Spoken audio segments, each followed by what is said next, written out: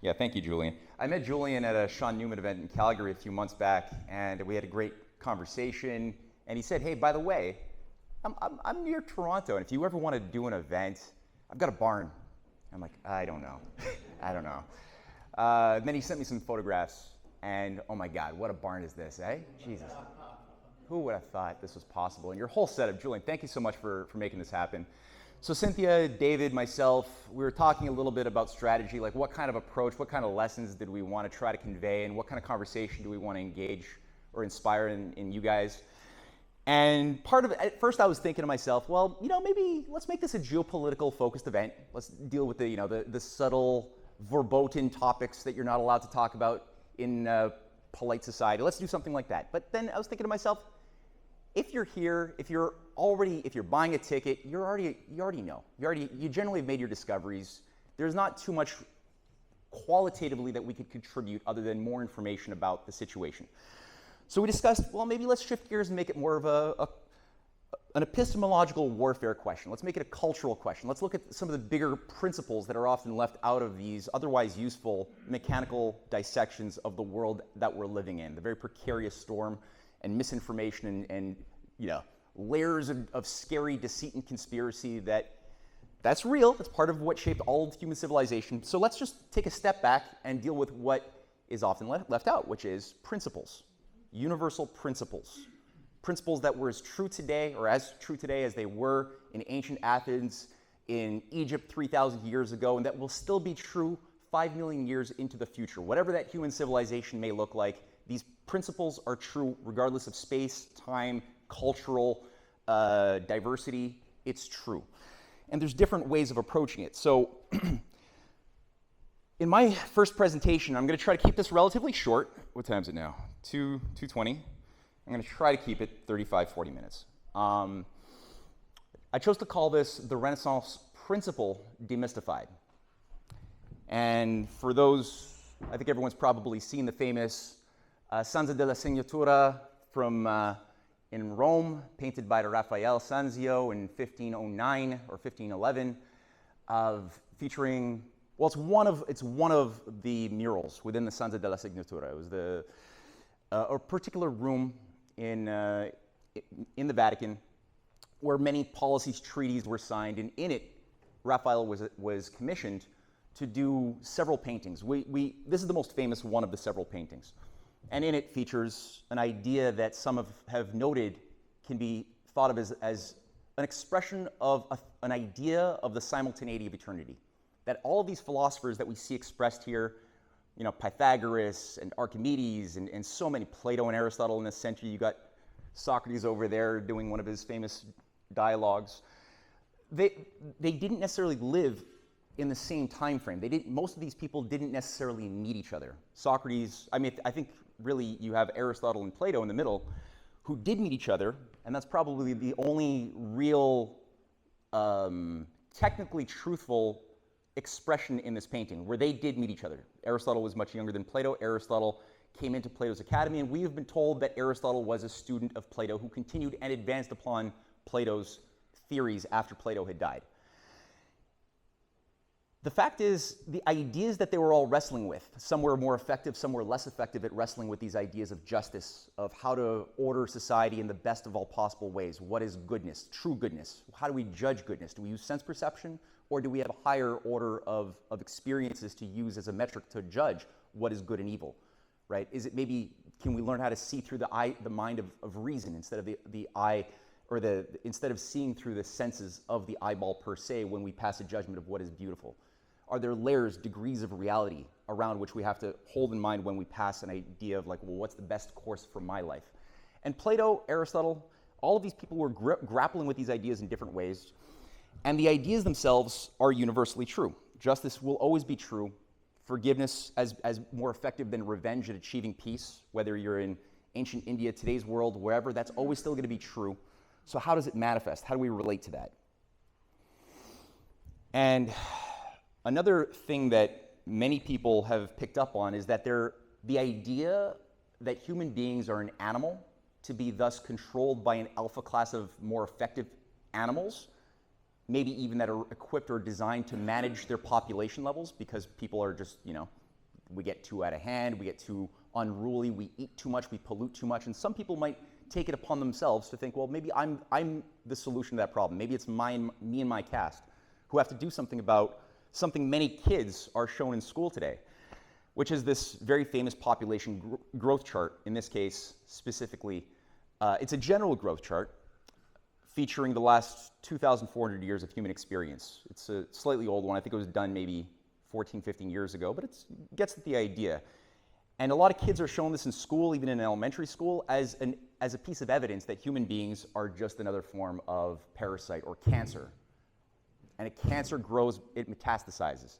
It grows in a, I think something just shifted gears here, right?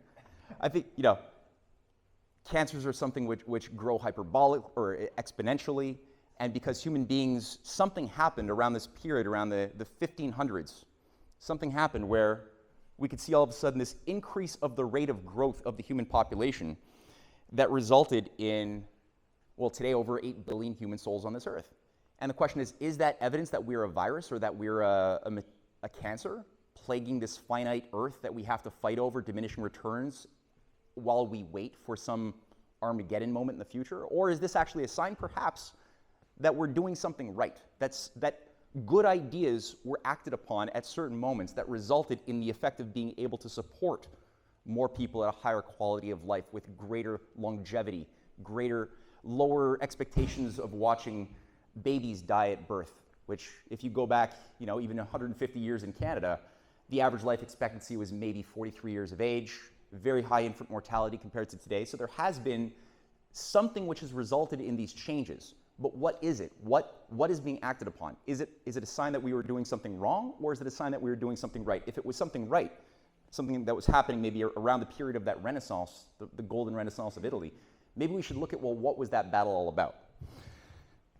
And Cynthia's going to get at this from another angle. David, at the end, is going to go through this from yet another angle, and hopefully this will all fuel some good conversation. I encountered some years back when I was working through the writing, specifically it was Lyndon LaRouche, and he'd written a paper that I'd encountered in 2006, and it was called "The Secrets Known Only to the Inner Elites."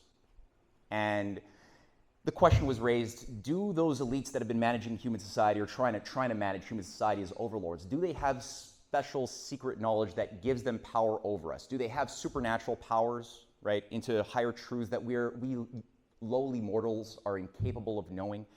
Or is it just simply tricks of using tricks of mental and cultural manipulation that gives them the edge that they enjoy over so many generations of humanity? And within that, LaRouche focused on this contradictory worldview, these two opposing cosmologies expressed by the figure of Plato versus Aristotle. And he made the case that was provocative to me, because I always thought Aristotle was a student of Plato. But he made the point that no, actually the method of thinking promoted by both men is not only different, it's incompatible. One actually represents a system which is in harmony with natural law, and that when human beings adopt this method and act accordingly, we create conditions that bring us more into harmony with the laws of creation. And that, as such, empires will lose their influence over the masses. When the sets of ideas advocated by Aristotle are acted upon historically and in the present, we see the opposite effect. And sure enough, though Aristotle says many nice things about justice and he says many nice things about laws, when you actually look at the method being promoted, it's all rooted in the thing that Plato never permits. Who here has read some Platonic dialogues by chance? Okay, about half the audience read some Platonic dialogues. It's a really good mental exercise. And part of the thing that pisses some people off, but I think is a high quality virtue, is Plato never gives you the answer. He cares about our mind enough to not give us the crystallized answer. It's not about passing the test. He's giving us a way of self-evaluating our axioms, our unexamined assumptions that are at the root of a lot of the opinions that we have that we don't realize might have wrong assumptions that we forgot to think about. And in so doing, he's giving us exercises on how do we actually see a paradox, right? You can't carry a paradox. I can take my laptop, I can move it around, it exists in space and time. So the realm of material reality exists in a way that is bounded in space and time There is a moment before my laptop existed and a moment after which my laptop will not exist. I can chop it up into pieces. Ideas like paradoxes or metaphor, they exist, right? We've all grappled with paradoxes, but how do you qualify what that is? How do you see a paradox? And so Plato's taking you through examples where people are wrestling with these transcendental ideas and trying to generate a better hypothesis about what peace might be, what justice might be, what is the good. And by taking you through examples where your theory, when pressed upon reality, breaks down, you know that there's a problem with the fundamentals of your theory. And he leaves you with a better ability to answer problems yourself. Aristotle doesn't really do that. When you read Aristotle, and again, there's useful things in there, but he'll tell you exactly what justice is. He'll tell you exactly what virtue is. And he'll tell you there's one virtue for the master, one virtue for the slave, one virtue for the wife, one virtue for the husband, one virtue for every category you could possibly imagine and break down. He'll say, and when pressed upon, well, do slave-master relationships, is this part of natural law or just the human convention? He actually will say, well, this is baked into nature because I am living in a world where there's clearly slaves and there's clearly masters, and if we allow the slaves to go free, all of society would break down. And so he then takes what should be recognized as simply a convention in his localized space and time and then universalizes it. And he comes up with treatises on like why the nature of slavery per se, and thus masterhood over slaves, should be a universal truth. But is it really? I would say every time that set of ideas is acted upon, human beings get worse. Our ability to sustain ourselves diminishes. We tend to divide ourselves and divide others as we go into worlds of collapse. So back to this graph. What I'm going to hope to try to convey is that there's a certain set of principles that, when acted upon as idea sets, result in populations melting down into dark ages where we forget things. We go dark. We forget knowledge that was once taken for granted, that was earned. Right? We go into periods of increased war, and we diminish our ability to sustain people. One of the key figures who played a big role, who was a follower of Plato and wrote in the form of many Platonic dialogues, was Nicholas of Cusa. He died in 1460, but he played a big role in the Ecumenical Council of Florence. Many of his works on science, on statecraft, went on to shape the foundations of the first nation-state system under Louis XI, and then later Henry VII.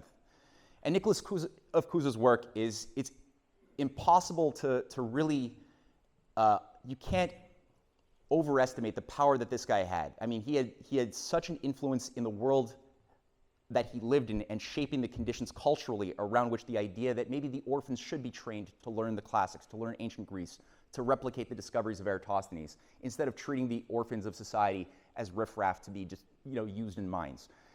And he was a part of a network called the Brotherhood of the Common Life that made their point really to go out and try to provide the highest quality of discoveries to young people and to bring them into a situation where they could qualify as leaders of that society in the next generation. And people like Leonardo da Vinci, that's his Vitruvian Man there, which deals with a variety of geometrical issues that you encounter when looking at biological organisms, and the fact that there are certain qualities in the human organism that reflect things like the golden section much better than you would find it in other forms of nature. Not to say that the golden section does not appear all over nature, it does, but the fact that the human being more closely tends to approximate the relationships of the Fibonacci sequence and the golden section more generally is something that was perplexing and awe-inspiring to people like Da Vinci, who was a follower of Cusa. Now, he wrote in Deducta Ignorantia, a very famous book that's been almost written out of our collective memory, that all legitimate authority arises from the elective concordance and free submission. There is in the people a divine seed by virtue of their common equal birth and the equal natural rights of all men, so that all authority, which comes from God, as does man himself, is recognized as divine when it arises from a common consent of the subjects. That's probably one of the earliest specific, the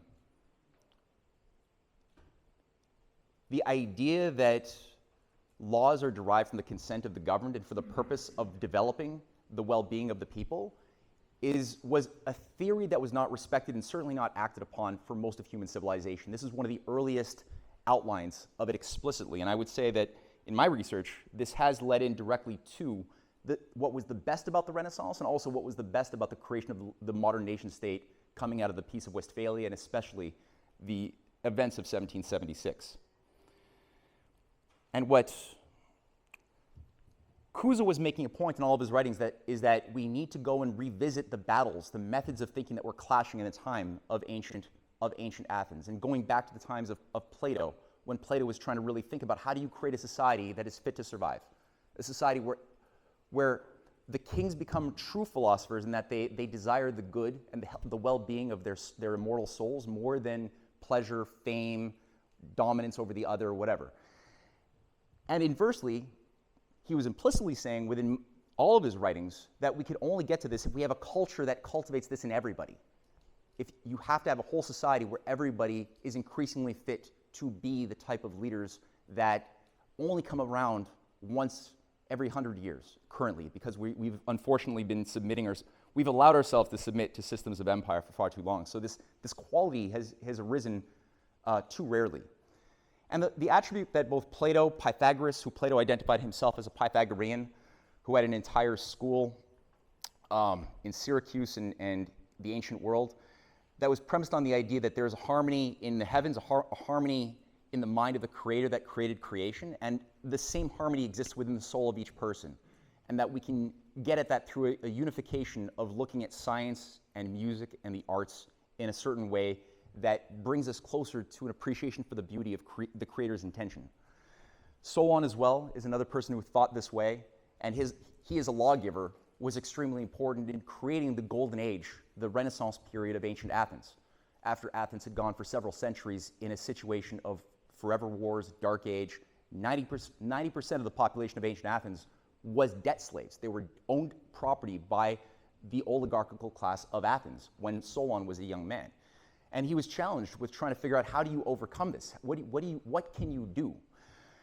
And being somebody he was somebody who definitely had some incredible philosophical powers, but also worldwide lived experience. He traveled to Egypt, as did Pythagoras later, as did Plato. He studied the ancient astronomy, the ancient knowledge, and ancient wisdom that was being kept in the Temple of Amun.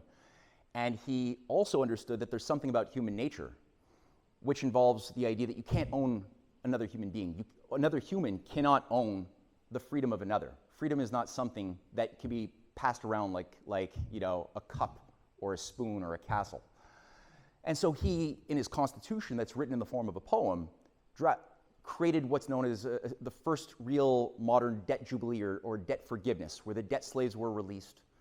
And he created a condition where very soon after this, he fought for what's known as the Areopagus, an institution of a council of wise judges that would have to qualify in the highest realm of reason, of wisdom, of goodness, in order to be able to judge which plays are going to be encouraged as we shape the culture of this new society that's being recreated, Athens. And many of those ideas were only recaptured and rediscovered millennia later by those people like Cusa and company, who were saying, okay, there is something that we'd forgotten that we have to re-explore, that gave rise to the European Renaissance many, many years later. Now, one of the things that Plato, as I mentioned, he was a Pythagorean. In his Timaeus dialogue, which is probably the only honest account of the Pythagorean system, most of the accounts of what the Pythagoreans believed were written by enemies of the Pythagoreans, including Aristotle himself, who's one of the dominant sources of what the Pythagoreans believed. But Aristotle himself had no respect for them whatsoever, really. So the only place where you actually have somebody who is a practicing Pythagorean demonstrating the cosmology of that school that was wiped out in 2 mass purges, mass executions, where all of the leading Pythagoreans before Plato were burnt alive. They were basically put into some sort of or tricked to go into some sort of a building, and it was lit on fire. And very few remnants survived after these purges. But he puts the character of Timaeus, the Pythagorean, as the key interlocutor in his Timaeus dialogue, which Cusa was reading and using as the foundation for his revival of what science should be, in opposition to the scholastics who were encouraging everyone in medieval Europe to just memorize the right answers, but not actually think for themselves. So that had to be overthrown in order for creativity to really breathe. So the Timaeus is a big one, and in it, Timaeus is speaking about a certain hypothesis of creation. And he says, as I said at first, when all things were in disorder, God created in each thing, in relation to itself, and in all things in relation to each other, all the measures and harmonies which they could possibly receive. For in those days nothing had any proportion except by accident. All these, fire, earth, air, water, the Creator first set in order, and out of them he constructed the universe, which was a single animal, comprehending in itself all other animals, mortal and immortal. Now, whether you want to think of the universe as an animal, that's another question, but the idea that you have a single creator, a creative force that unifies all aspects and that can generate within it a creation that can self-reflect upon the entire act of creation as human beings can so far uniquely do. We don't know about other galaxies necessarily, what kind of life has been developing in other, we don't know that. But what we do know is that human beings are special. Other animals will adapt to environments that are created for them, or they'll adapt to environments slowly. When populations collapse of rabbits, you know that it's not because the rabbits went to war with each other necessarily. It's because there was a drought and there wasn't as much food to go around. The rabbit populations will adapt to the scarcity. The mother rabbits will eat the baby rabbits, unfortunately. Human beings don't have to eat our babies when there's a drought. We could think ahead. We could use foresight and discover the laws of nature that create the conditions of droughts to periodically hit. We can do those things such that we can create abundance. We can create preventatively those types of atrocities from resulting in people dying. We could if we're acting on a certain way of thinking about foresight and morality. The other thing that we noted in nature, and that Da Vinci explored, the golden section appearing specifically in living nature a lot. You see it in growth functions of rabbits. Studies have been done showcasing that when rabbits are permitted to just grow unboundedly, they will tend to replicate, the growth function will replicate the Fibonacci sequence. You will find, even as Kepler proved, that the only way to know why the planets are arranged in the organizing where they are located and not some other set of orbits that could be imagined to be so, but they are located where they are in certain harmonious proportions where each one has a faster and a slow moment upon its periodicity. Kepler demonstrated through his third law that he spent years working on his third law, probably 20 plus years working on the third law, which is his harmonics law. And he proved that you could only know this if you recognize the existence of the golden section in shaping harmonics in music, but also astronomical speeds and distances of the planets at minimum and maximum distance and speeds from the sun. And then you could start finding, as he did, that the entire hard and soft musical scale is discoverable in tempering the entire relationship of the solar system together. That's a big deal. And the fact that his third law of planetary motion that came about through his proof that the universe is actually harmonious is one of the few elements of classical physics that is still carried on and finds a use in the realm of quantum mechanics today. Very few elements of the classical system have been found to have use. His has. So that's also very interesting, that there's something on the macro in the organization of planets, likely in the organization of galaxies, as well as in the organization of atoms, that is harmonious. Even though there's things that are very different, there's things that are the same. And it's the sameness that we want to really focus on. And we know that the ancient Greeks were sensitive to this coming out of Solon's Renaissance movement within the ensuing centuries before Greece forgot the battle. They forgot their moral responsibilities, and they started misusing the power that they had won through good works of protecting the weaker, of encouraging excellence. They forgot that, and they became more arrogant. They became more inclined to act like empires, subduing the weaker instead of helping them out. But all that to say, during that best of the period, we find a lot of the buildings, the Parthenon being one, where the golden section animated the construction of those buildings in a way that they recognize that the human mind, just like the harmony applies to elevate the soul through sound in the harmonious space of sound, so too is there a harmonious space of sight, of the visual domain, that also has to work together. And that when you do that, people are more dignified, they're happier to live in a beautiful society. It doesn't mean that they're not corruptible, but it helps. And in Solon's constitution, he wrote, "This my soul commands me to teach the Athenians. A bad constitution brings civic turmoil, but a good one shows well ordering and coherence. As it puts shackles round about wrongdoing, it smooths out the rough, it checks greed, tempers hubris, and withers the fruits of reckless impulse. It takes crooked judgments and makes them straight, softens arrogant deeds, halts seditious acts, and ends the bile of grievous strife. And so under it, everything for mankind becomes whole and wise. So again, the idea of law and how do we construct systems, human-made systems, that reflect and will bring about the best of the human potential.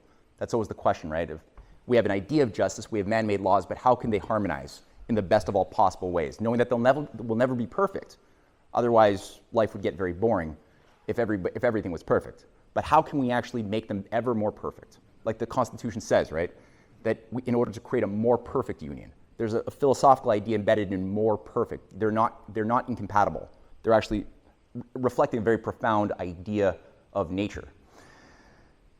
And if you look at it, even the realm, as I mentioned, this is the Great Pyramid of Khufu that has been found as well to be organized in a variety of ways. Many of the pyramids, not all, but many, especially the ones built around the 18th dynasty period, tend to reflect also certain astronomical geometries, certain harmonies, the golden section being one of those elements within the construction of the pyramids that occur in a variety of ways.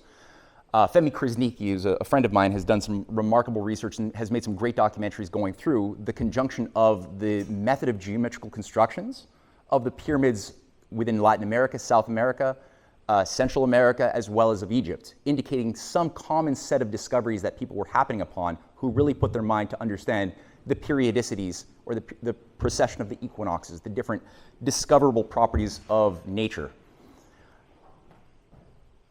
And again, here's just one of many aspects of how the golden section of what becomes Phi reflects itself in one aspect of the pyramid. But there's many, many other expressions of it too that, again, I don't have time to go through. Oh, and yeah, this is the king's chamber, and below it the queen's chamber, that have certain alignments, certain little tunnels that have been built up very carefully in both, which represent an alignment, possibly meaning these could have been built as observatories. It's likely the case. Might have also had some metaphysical theory behind it as well, where one aligns to Orion, the other one to Sirius, the other one to Ursa Minor, the other one to Ursa Major. And it's just very interesting what type of understanding of the laws of creation were shaping the architectural constructs. And I mentioned the 18th dynasty, and this is a very important one, where within the 18th dynasty you have the figure of Akhenaten, which is known today as the first monotheistic reformer who really declared war on the ancient priesthoods and the pantheistic deities. Not a lot is known, but there is a famous hymn to Akhenaten that was found. I just find it interesting. I don't know enough to necessarily speak as an authority, but I find it very interesting that within this hymn, which I'll just read, it says, "How manifold it is what thou hast made. They are hidden from the face of man. O sole God, like whom there is no other, you yourself are lifetime. One lives by you. All eyes are on your beauty until you set. All labor ceases when you rest in the west." So Akhenaten does something big. He changes the capital of Egypt. What we do know, this is what I find interesting, is that the artwork that has been preserved during the 18th dynasty, especially which peaks around Akhenaten's reign with Nefertiti, his queen, that's her right there, is that the artwork becomes extremely naturalistic. The type of rigidity that one is accustomed to seeing with Egyptian sculptures, and especially Egyptian reliefs, is all of a sudden not present. And there's this devotion to try to express realism, but not just realism, also, I don't know if I have a picture here, I don't.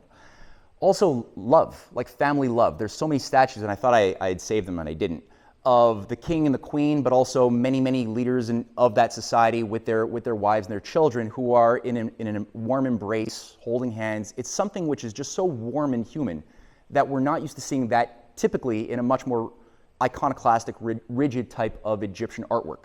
So something was going on that I find interesting, that it coincided with this recognition that there is a unifying force shaping the multiplicity of apparent, like infinite causes. When we look at what seems to be the chaos of the night sky, we look at the amount of diversity and multiplicity that is thinkable. It's infinite, but that there is a unifying principle binding it all together with a purpose is something which found active life for the very first time in this particular domain, which was very short-lived. Something happened after he was overthrown that resulted in the priesthood being restored under Tutankhamun and then Ramses, which basically crushed as much as they could the new city that he built at Karnak, and other things were just, there was an effort to just wipe out the memory of Akhenaten, who was only discovered about 120 years ago that he even existed. That's how effective the effort was made to destroy the memory of what he had accomplished. Some have said, as Freud had said, though I don't believe in Freud's method, maybe there's something to the possibility that the story of Moses might have been, who lived a little bit after Akhenaten, a couple of centuries later, but that story might be a composite of the type of religious reform that had been made earlier by Akhenaten. Maybe it is true, I don't know, but it's an interesting hypothesis. And it's not just Egyptian, it's not just Greek, it's not just European. You see it in the period of a spike of population and beauty in the Gupta dynasty as well, of 320 to 550 AD, where the Gupta dynasty played a big role in creating the conditions for the later Silk Road that was accepted, that had gone fallow when the Han dynasty of China had collapsed in the 2nd century AD. It was being revived with commerce between the Muslim, or it wasn't yet a Muslim world yet, it was the Sassanid Empire. But there was new commerce, new architectural investments, new centralized government for the first time, creating standards, weights, and metrics that everybody could organize around so that you could create common action, a sort of idea of a common identity of a people for the first time who would have empathy with each other, which you need to have kind of culturally if you're going to be able to carry out the policies required to fight an oligarchy. You can't just do it you can't do it piecemeal. You have to be able to wield power. The bad guys are very good at wielding centralized power. The good guys, less good at wielding centralized power. But these people were, I think, getting a sense of how this works, and you can see the effect of the type of, just, again, embrace of not just naturalism, because there's also a high preponderance of, you're not just seeing artwork that's trying to convey a mirror image of nature like a photograph. There's an idea of trying to convey the soul in a small smile, a subtle smile within many of the paintings, within many of the sculptures that are found within the Gupta dynasty period. One of the sorts of principles that we've been zeroing in on as it manifested in one cultural matrix, we find as well in another one here too. In the Aryabhata, Aryabhata was a leading philosopher king during the Gupta period, the end point, where you could see that society beginning to slip away and collapse and forget its principles, and reiterated what had made the Gupta Renaissance so good, what made it possible. And he points out, he defines these ideas of what does Brahma mean, and what, and part of what he's bringing forth is the ideas he writes here, that whatever exists is permeated by the same divine power. That there's an idea of something universal, that there's another second principle of Brahman and Atman that he describes as the Lord resides within the heart of each individual. And that in the Upanishads, we find that there's certain concepts that have emerged, like that truth is one, the sages call it by different names. Or we also find in the same place that the welfare of all human beings and all forms of life on the planet are the highest purpose of philosophy. That philosophy isn't just to try to make somebody use the art of rhetoric to make the false appear true or something like that, or to gain power, but it's rather the welfare of human beings, the purpose, and all forms of life at the same time, is the purpose of true philosophy. And in China's Song Dynasty, we've got different Renaissance periods of population growth that accompany great periods of artistic and scientific beauty in China. One great period is the Song Dynasty, which saw an embrace, a revival of the principles of Confucius and his student Mencius, who had advanced this notion of tianxia, the harmony of or the mandate of heaven, that there's a harmony within heaven, and that man's law is only legitimate to the degree that we build our laws in harmony with the mandate of heaven. And if an emperor or somebody starts abrogating that responsibility to be a servant of the people, then the people have a responsibility to throw off the rules of that leader, because they've lost the mandate of heaven. And that's Mencius actually sounding a lot more like Thomas Jefferson when you read his justification of what is a legitimate revolution versus an illegitimate revolution, and what is the idea of natural law. Oops. As Mencius says, the 10,000 natures of all things are all complete in us. Therefore, let us follow our inner nature and be truthful. There is no greater joy. There is a correspondence between the inner and the outer world, between heaven and man, between the laws of morality and the universe. There is the nobility of the heaven, and there is nobility of man. love for mankind, faithfulness, duty, reliability, and limitless joy abound the good. That is heavenly nobility. Again, a very, very, very profound way of thinking about the nature of what makes people good. What is the nature of the laws that we allow ourselves to create, and what is the intention that has to animate the idea of a good lawgiver and the idea of a good society that's really fit to survive morally.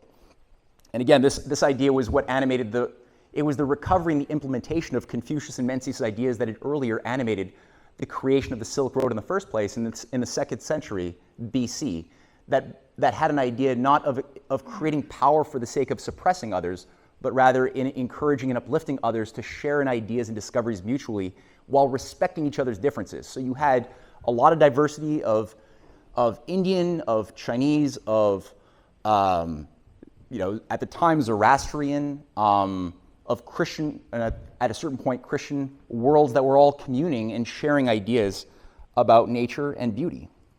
And that was what the Silk Road, a big driving force of that, was really based on looking for how do we think about our coexistence with the other and with the future in a non-Hobbesian way. Can we think about a world that's more natural than living in a world of each against all, right? And again, just to get across that this is specifically the population demographics of China, which saw these periods of Dark Age moments that began to wrap over during things like the Mongol invasion, the era of disunity when the Han Dynasty collapsed and the Silk Road fell apart. You had the collapse of the population of China that went into sort of like a new warring states period for several centuries until we saw finally a recovery begin under the Song Dynasty period that reflects also in this explosion of artistic beauty. That again collapsed with the Mongol invasion, which we now know was made possible by those same bankers of Venice, the same heirs of the patrician class of the Roman Empire that had used and taken control of Venice as an instrument to project power onto the world and use proxies, as we discovered through the works of, there's many. Paul Gallagher is one author who did an incredible amount of work on the Venetian control of Genghis Khan and many of the Khans that came after, to use them as proxies the way the CIA has used ISIS to overthrow governments and destroy the heritage of museums in our more recent experience. So we've got these moments, again, and they're punctuated by the same type of thing that's punctuating the collapse moments, the collapse periods of Indian, of European cultures. Again, I have to say a word about the Arabic Renaissance, which saw its, most brilliant period in the Abbasid dynasty period of the father of Harun al-Rashid, he died around 815. But that period of the Abbasid dynasty where you have paintings like this that have survived showcasing the House of Wisdom and the many houses of wisdom that were like new Platonic academies where scholars would come from all around the world, not just from the Arab world, but also from China, from the Jewish world, from the Christian world, and they would work in Baghdad, and they would work on astronomy. They would transcribe ancient manuscripts together. They would work on poetry together. So there was something that was really a bubbling ferment of creative moral development that was what gave these civilizations an edge at the time that they really needed them. And you have a philosopher there who I just pointed out had written I'm terrible at some of the pronunciations, but Al-Jahid Kitab al-Hayyawan, who wrote, "Our share of wisdom would have been much reduced and our means of acquiring wisdom weakened had the ancients not preserved for us their wonderful wisdom and their various ways of life." And so the only reason why we even know that Cusa knew of Plato at the time that he lived was because of the Arabs who were able to preserve the works of Homer, much of the works of Plato that had been lost otherwise in the age, the age of Europe, or the Western Roman Empire collapsing and going into a basket case of warring fiefdoms for the next several centuries, of the Merovingians fighting the Goths and Ostrogoths and Visigoths and pagan Viking overlords trying to just declare, control over their part of the world. A lot was lost, and the Arabs were able to keep it alive. And Al-Farabi also is one of the greatest poets of the Abbasid dynasty and philosophers, who wrote his own republic, his own Platonic republic, where he talks about the creation of a philosopher king. And he writes, "An art which has an aim to achieve the beauty is called a philosophy, or in the absolute sense, it is named wisdom." So that philosophy should be considered an art devoted to the creation of beauty, and that is the essence of wisdom.